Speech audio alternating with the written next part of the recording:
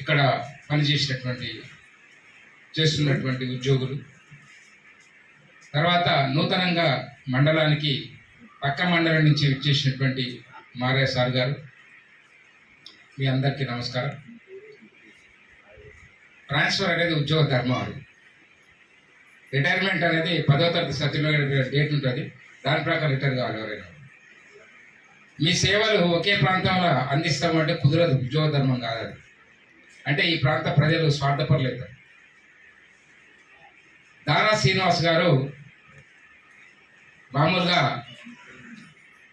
మీరు అనుకుంటారు ఆయన ఆజానుభావుడు కాదని, కానీ చాలా ఆజానుభావుడు. ఆయన పనిలో మీరు 5 వేలు ఉంటాయి చేతికి, ఈ వేలును చిట్కనీళ్ళు తీసేసి ఒక దెబ్బ కొట్టండి, దెబ్బ పడదండి వాళ్ళు మీద అవతలండి మీద.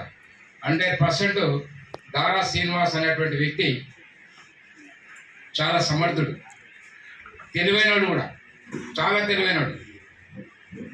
మీకు కంప్యూటర్ రాదిగా పనిచేస్తుంది, అంతర్జాలం లేకపోతే నెట్ లేకపోతే పనిచేయలేవు, అంతర్జాలంలో అంటాడు. అద్భుతమైనటువంటి వ్యక్తి. అక్కడక్కడ మేము 5 ఏళ్ళు సర్పంచ్గా పనిచేసినాం కదా. ఈ మండలం కొత్తగా ఏర్పడిన తర్వాత నేను తిరుమలగిరి మండలంలో 2-3 మీటింగ్లో పాల్గొన్న తర్వాత ఇక్కడ మండలం వచ్చిన తర్వాత సార్ వచ్చారు.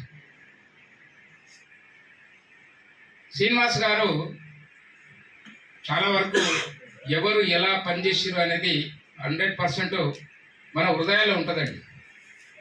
హృదయాల్లో 100%. ఎందుకంటే శ్రీనివాస్ గారు కోదాడ నుంచి రావాలి. కానీ మారయ్య సార్ చెప్పినట్టు అందరికంటే ముందు డ్యూటీలో కనబడినటువంటి మన వ్యక్తి దారా శ్రీనివాస్ గారు. నేను ఎందుకు చెప్తున్నా అంటే నేను స్వయంగా చూసేది, నేను స్వయంగా చూసేది. ప్రభుత్వ ఉద్యోగులు సాధారణంగా వాళ్ళకుండే ఒక్కొక్కసారి లేట్ అవుతుంది, లేదా ఏదైనా చూద్దాంలే నడుస్తుంది ఏముందాడా అని అనుకుంటారండి. కానీ దారా శ్రీనివాస్ గారు ఎప్పుడు కూడా ఏమైతేలే చూద్దాంలే అనే పదాలు ఆయన డిక్షనరీలో లేవు.